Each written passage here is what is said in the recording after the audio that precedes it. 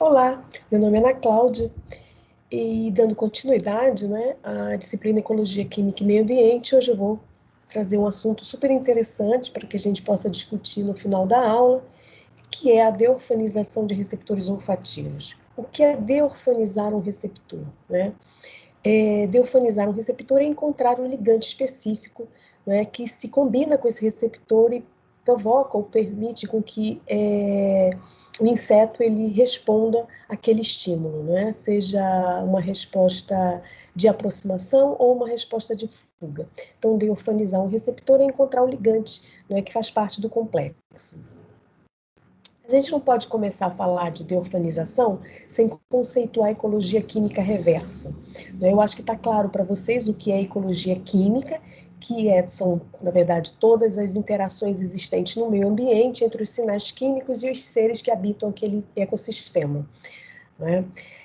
A ecologia química reversa é um pouco diferente disso, é um conceito novo, muito recente, e ela visa você encontrar primeiro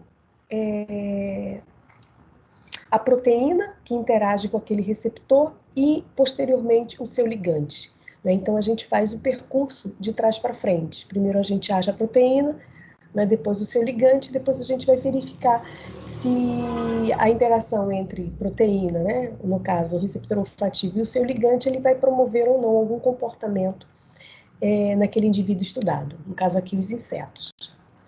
E eu vou trazer para vocês um trabalho publicado pelo nosso grupo em 2018, que fazia parte da tese de doutorado do Tiago Franco. Foi publicado numa revista super conceituada na área de insetos, que é Insect Biochemistry and Molecular Biology. E esse trabalho ele mostra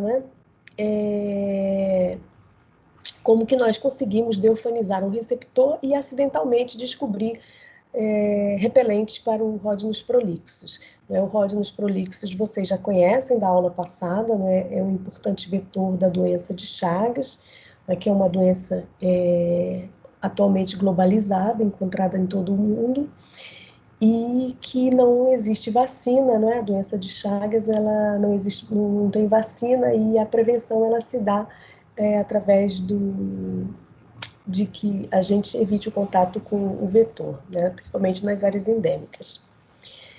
Quando a gente quer estudar um receptor olfativo, ou melhor, quando a gente quer deorfanizar um receptor olfativo, principalmente insetos, a primeira etapa do trabalho, ela visa você observar qual é o perfil de expressão desses receptores nos tecidos que são conhecidamente relacionados com a olfação. No caso aqui do Rhodinus prolixus, são as antenas. Então, a primeira etapa do trabalho foi fazer um screening do perfil de expressão de diferentes receptores olfativos nas antenas, tanto de macho quanto de fêmea.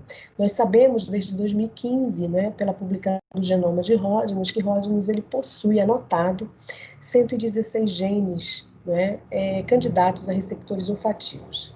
Vocês sabem que tem um gene candidato, não quer dizer que aquele gene ele tenha um produto, que ele produza uma proteína funcional. Então, a primeira etapa é verificar quais são os genes que estão expressos, principalmente, então, nos tecidos responsáveis pela olfação. No caso aqui do Rhodinus, são as antenas. Então, aqui eu trago para vocês o perfil de expressão de alguns genes selecionados, dos 116, nas antenas de machos e nas antenas de fêmeas adultas, as barras azuis representam os machos e as barras vermelhas representam as fêmeas.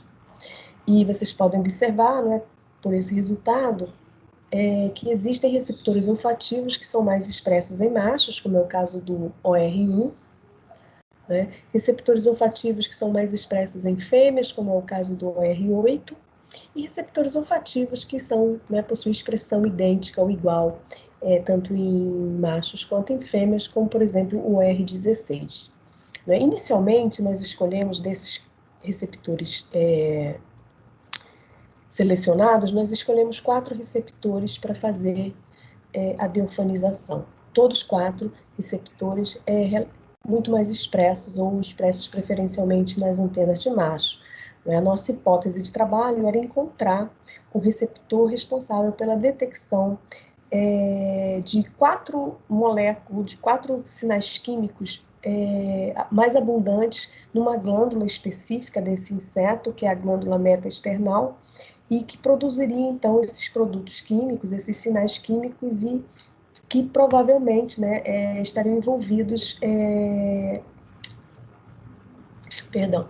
que as fêmeas produzem esses sinais químicos e que provavelmente os machos detectariam esse sinal químico, né, como forma de encontrar a fêmea e acasalar. Então, nós resolvemos trabalhar com esses 4 receptores, o R1, o R3, o R74 e o R80, que são preferencialmente expressos nas antenas dos machos. Tá? Então, a nossa hipótese é que eles estivessem envolvidos na detecção de feromônio da fêmea. O perfil de expressão, né, que a gente observa, que foi mostrado na figura anterior, é esse aí. Então, selecionamos receptores olfativos expressos preferencialmente nas antenas de macho.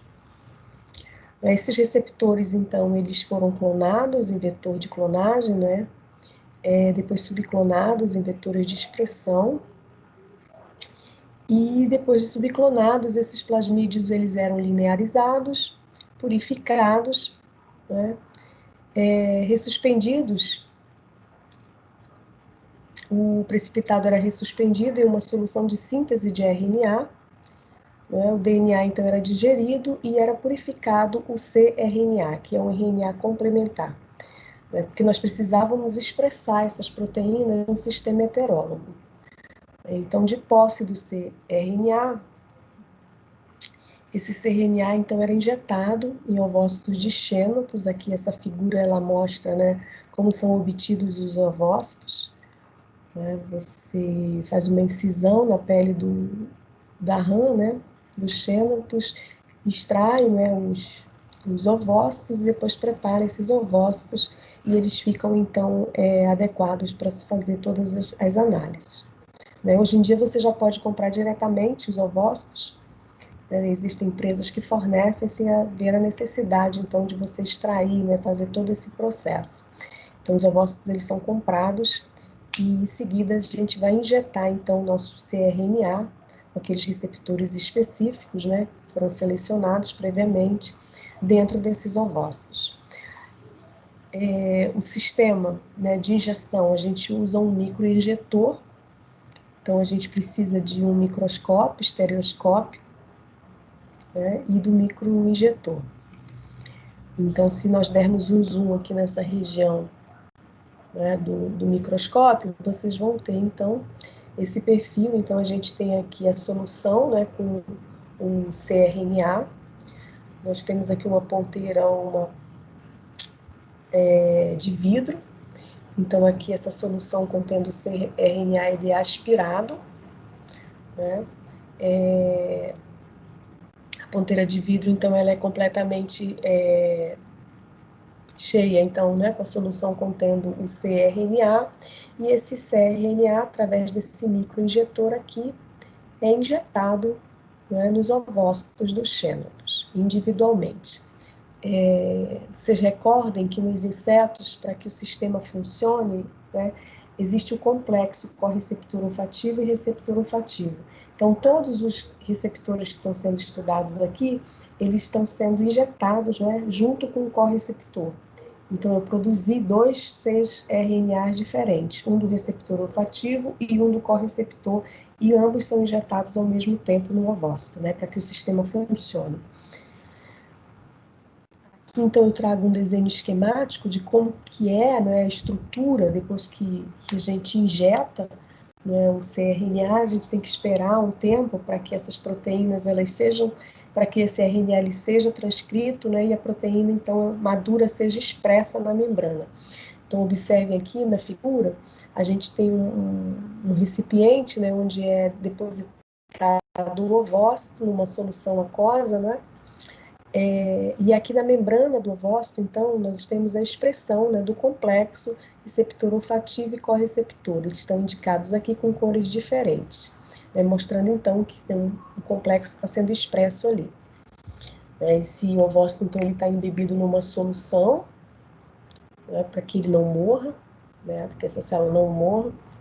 E ele está, então, num tanque, né? E nós temos 2 eletrodos que são inseridos dentro do ovócito, né? Um eletrodo de voltagem, um eletrodo de corrente, né? Que vão fazer o registro, então, do impulso elétrico que vai ou não ocorrer de acordo com o sinal químico que vai ser apresentado para esse conjunto, né? Essa célula do ovócito e mais um receptor, complexo de receptor e correceptor.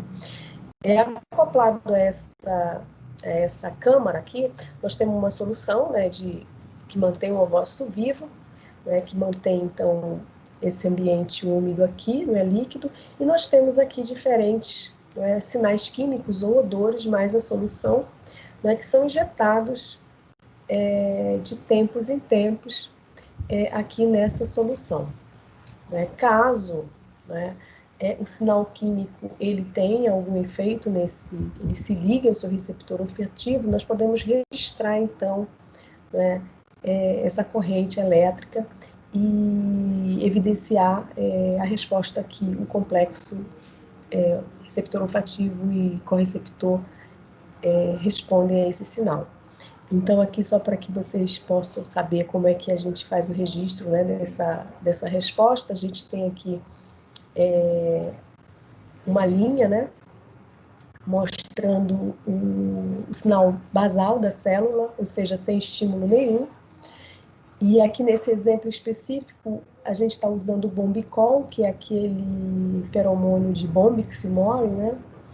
E o receptor que está sendo expresso aqui junto com o correceptor é o receptor OR1 de Bombyx, né, que responde ao bombicol. Então, aqui a gente tem o registro basal, e quando você injeta, né, aqui usando, né, um desses injetores aqui, o bombicol, você tem, então, a resposta, ou seja, há uma modificação elétrica ali, né, um impulso elétrico, existe a despolarização da membrana do ovócito, com a propagação do impulso elétrico, e isso é registrado através dessa curva aqui que desce.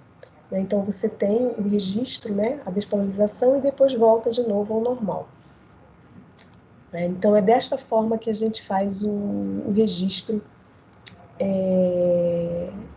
do sinal, né, de resposta do complexo receptor olfativo correceptor aos diferentes sinais químicos apresentados ali naquela solução.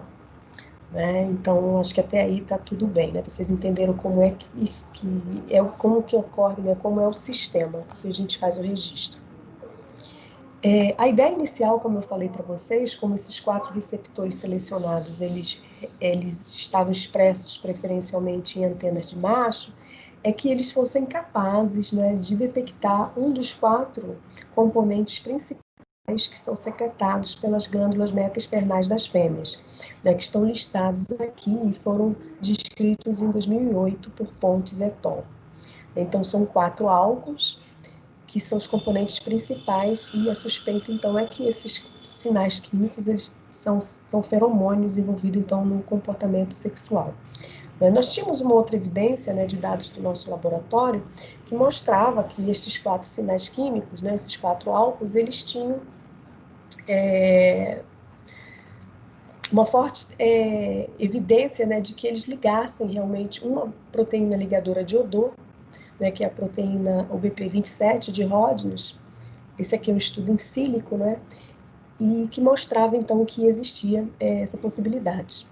Ou seja, a gente tinha 2 informações importantes. Primeiro, né, que existiam 4 sinais químicos produzidos pelas fêmeas, né, nas glândulas metaesternais, que poderiam, né, desencadear um comportamento no Rhodines. Nós tínhamos aí outra evidência, que era uma proteína ligadora de odor, que provavelmente estaria envolvida na apresentação desses compostos químicos ao seu receptor olfativo. Então, a gente precisava identificar qual receptor era. Então, aqui eu trago o resultado, né, de um dos receptores. Então, nós testamos 4 receptores e apenas um respondeu. Respondeu a 4 sinais químicos diferentes, que estão destacados aí em cores diferentes, né? 2-heptanona, 1 gama-octalactona, acetofenona e 4-metilciclohexanol. Infelizmente, nenhum dos 4 compostos químicos que eu falei anteriormente, né, que são produzidos pelas fêmeas, nenhum dos 4 receptores responderam a esses compostos químicos. Ou seja, aquela nossa hipótese inicial de que nós estaremos diante, né, de um receptor que responde a sinais químicos emitidos pelas fêmeas, caiu por terra, né, porque nós não conseguimos registrar nenhum sinal de reconhecimento daqueles ligantes em nenhum dos 4 receptores olfativos. E o mais interessante de tudo, né, é que apenas um receptor respondeu.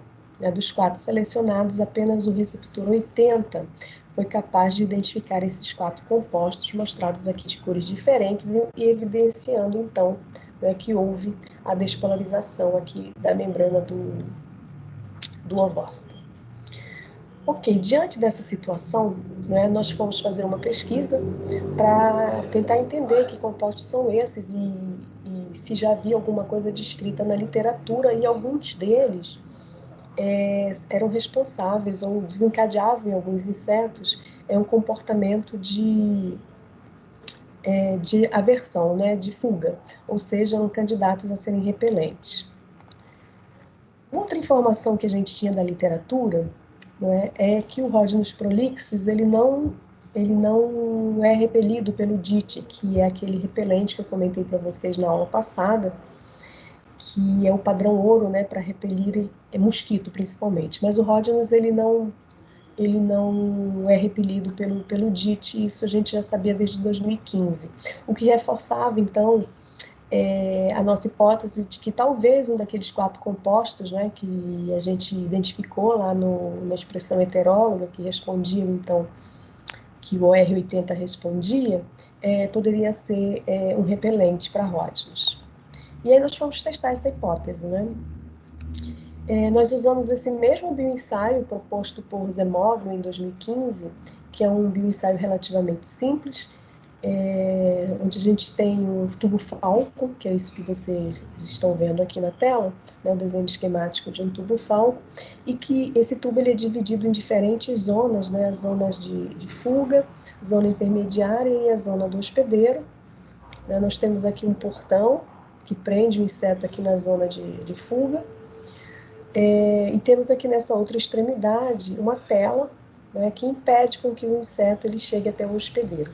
E aqui entre o hospedeiro e essa tela de proteção, nós temos um papel de filtro onde é colocado, então, o sinal químico que se quer testar. Quando você quer fazer ensaios de repelência, né, necessariamente você precisa ter um hospedeiro, né, que seria a isca que estaria atraindo o inseto, e aí você coloca, né, entre o hospedeiro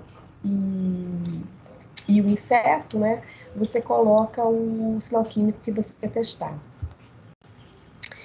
Então, o inseto ele é colocado, né, na zona de fuga por uns 5 minutos, onde ele permanece para se aclimatar.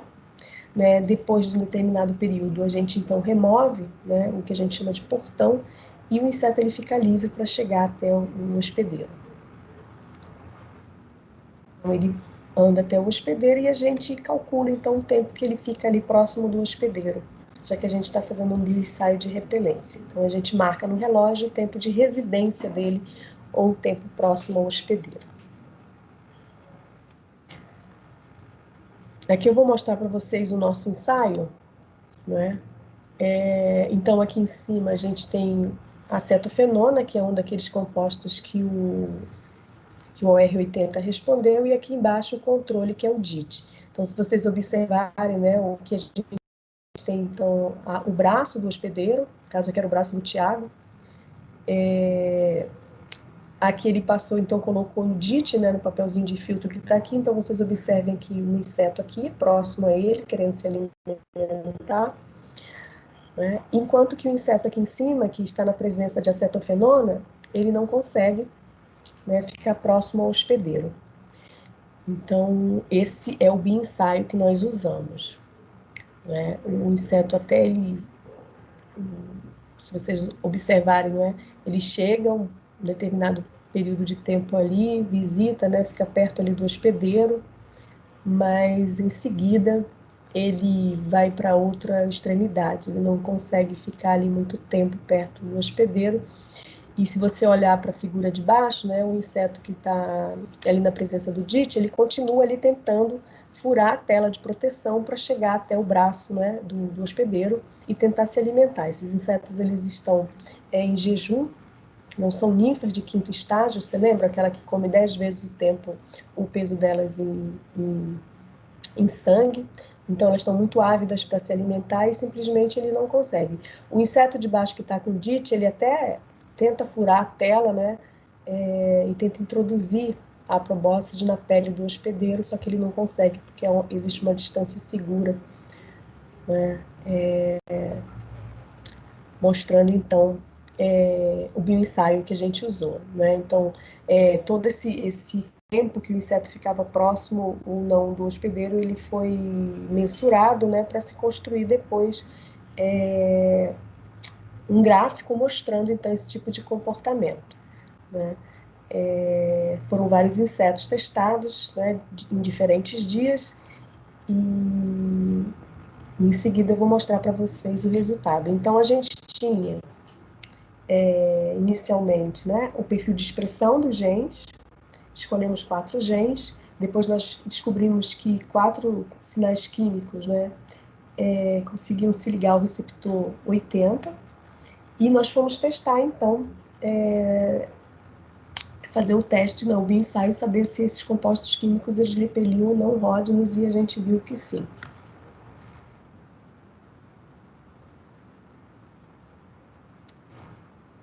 Depois, né, que a gente faz o bioensaio, a gente quantifica, né, então aqui primeiro a gente tem o resultado dos controles, né, então a gente colocava ali naquele papelzinho de filtro, né, entre o hospedeiro e a tela de proteção, o hexano, que é o solvente usado para diluir os sinais químicos, né, as substâncias que a gente vai testar, o hospedeiro sem nada e o DIT, né. Então a gente vê que o tempo de permanência do inseto ali próximo ao hospedeiro foi em torno de 249 segundos para os grupos controles, né? Sendo que os insetos eles tentavam picar o hospedeiro.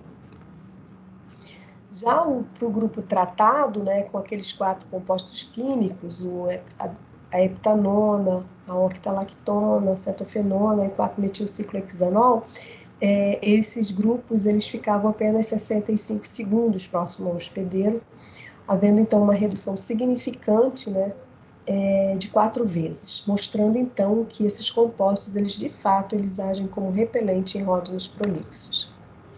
A próxima etapa, né, foi verificar a ingestão de sangue, não mais usando usando agora o modelo experimental, né, de vertebrado, que é usado para normalmente alimentar esses insetos, que eu mostrei na aula passada, vocês lembram? É um frasco de vidro, né, com um papel de filtro que permite com que o inseto ele chegue até o hospedeiro vertebrado, né? Esses insetos eles são mantidos em laboratórios e são alimentados com sangue de coelho. Então aqui a gente tem o grupo controle, né, que comeu em torno de 150 miligramas de sangue, né, ou seja, a gente coloca num papelzinho de filtro entre o coelho e o inseto os compostos que a gente quer testar, né? Então a gente testou o hexano e o DIT, né, e não houve então interferência, né, com nenhum desses compostos para que o inseto ele conseguisse se alimentar. Então vocês estão vendo aí a ninfa bem cheia, né, bem regurgitada, cheia de sangue. O grupo dos insetos tratados com os 4 compostos, que são repelentes, né, nós tivemos uma ingestão de sangue quase muito insignificante, em torno de 2,5 miligramas de sangue, com uma redução expressiva, né, de 60 vezes a ingestão de sangue, mostrando que ele não é só repelente, né, ele evita com que o inseto ele se alimente de sangue. Isso para a gente é super importante, porque aí você bloqueia a transmissão da doença de Chagas. Ou seja, né, então a gente tem aqui o Rhodinus prolixus, e a gente tem aqui os 4 compostos químicos, né, que evitam, então, com que o Rhodinus prolixus ele chegue até o hospedeiro vertebrado, ou seja, até o ser humano, e se alimente de sangue. Então, esse trabalho ele tem essa importância muito grande, né, em descrever pela primeira vez compostos que repelem esse inseto, que até então nós não tínhamos nenhum repelente específico, né, que funcionasse para Rhodinus, e o único repelente comumente disponibilizado no mercado, que seria o DIT, né, que é muito eficiente para mosquito, não repele Rhodinus. E para confirmar que era realmente o OR80, né, que estava sendo responsável por esse tipo de comportamento, né, nós fomos usar, então, a técnica de RNA de interferência, que eu falei para vocês na aula passada, né. Então, aqui eu trago uma expressão relativa, né, do gene OR80, nos diferentes grupos que foram injetados, né. Então, a gente tem um grupo injetado com água, essa barra preta aqui, um grupo injetado com um gene não relacionado, aqui a gente está usando um gene de mosquito, o beta-gal, né? Então, a gente observa que os controles, a expressão do R80 é normal, enquanto que nos bichos que nós no grupo dos insetos silenciados, nós temos uma redução significativa da expressão desse receptor. Né? Então, de posse desses 3 grupos, nós repetimos aquele bioensaio, né, que é o bioensaio de repelência, né, o tempo em que o inseto ele fica ali próximo ao hospedeiro vertebrado. Então, aqui a gente tem o grupo controle injetado com água, né? Então, aqui, né, o tempo de residência, ou seja, o tempo de permanência próximo ao hospedeiro vertebrado. Então, os grupos que nós testamos o hexano, o DIT e o 4-metilciclohexanol, né? Escolhemos um daqueles 4 compostos que repelem o Rhodinus. Então, mostrando que os grupos controles eles permanecem mais tempo próximo ao hospedeiro, tentando se alimentar, e quando nós tratamos, então, quando nós colocamos no papel de filtro o 4-ciclohexanol, o inseto ele fica menos tempo próximo ao hospedeiro, então ele corre para o outro lado, né? Fizemos o mesmo teste, então, com os insetos que foram injetados com um gene não relacionado, tendo o mesmo resultado, né? Então, eles percebem, né, o 4-metilciclohexanol e correm, né, para a região contrária ao estímulo, aquele sinal. E os insetos silenciados, né, com DS, que estava expressando menos o R80, perderam essa capacidade de detectar. Então, aqui a gente tem, né, o 4-metilciclohexanol, né, o tempo de permanência dos insetos, então, ficou igual aos controles, né, tanto do hexano quanto do DIT, mostrando, então, que o receptor 80, então, é de fato responsável pela detecção daqueles 4 compostos químicos, ou mais precisamente do 4-metilciclohexanol, que foi o que a gente testou. Então, isso é ecologia química reversa, né? É você partir da proteína, no caso aqui, partir do receptor olfativo, encontrar o ligante e encontrar o tipo de comportamento desencadeado pelo inseto. Então, aqui só para finalizar, né, a gente tem, então, os sinais químicos, né, em tese, na natureza, nós temos aqui a antena do inseto, né, que tem os poros.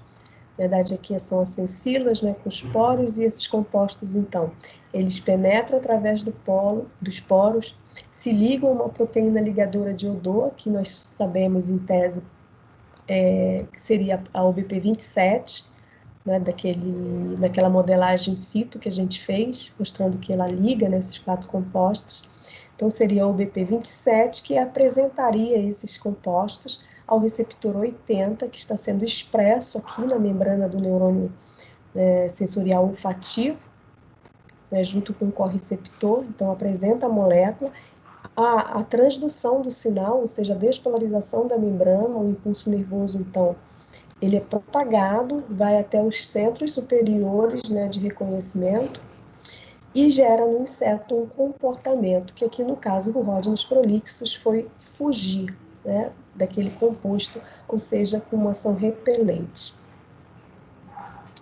Então, concluindo, né, a ecologia química reversa ela pode ser usada na deorfanização de receptores olfativos e o conjunto de diferentes técnicas, né, biologia molecular, registros eletrofisiológicos associados, né, aos ensaios de comportamento, eles abrem um novo leque de possibilidades, né, de você identificar produtos ou sinais químicos e desenvolver produtos com isso, né? Então,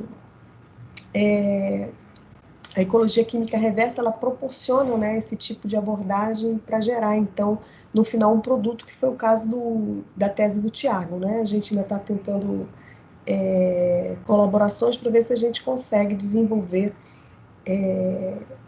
uma forma, né, uma formulação que possa ser usada como repelente, para repelir, então, ródinos e outros triatomíneos, provavelmente. Muito obrigado, era isso que eu tinha para falar para vocês hoje, e eu espero que vocês tenham gostado da aula, eu espero que vocês tenham entendido o que é ecologia química reversa, e vamos, então, para nosso fórum de discussão. Muito obrigada e até a próxima aula.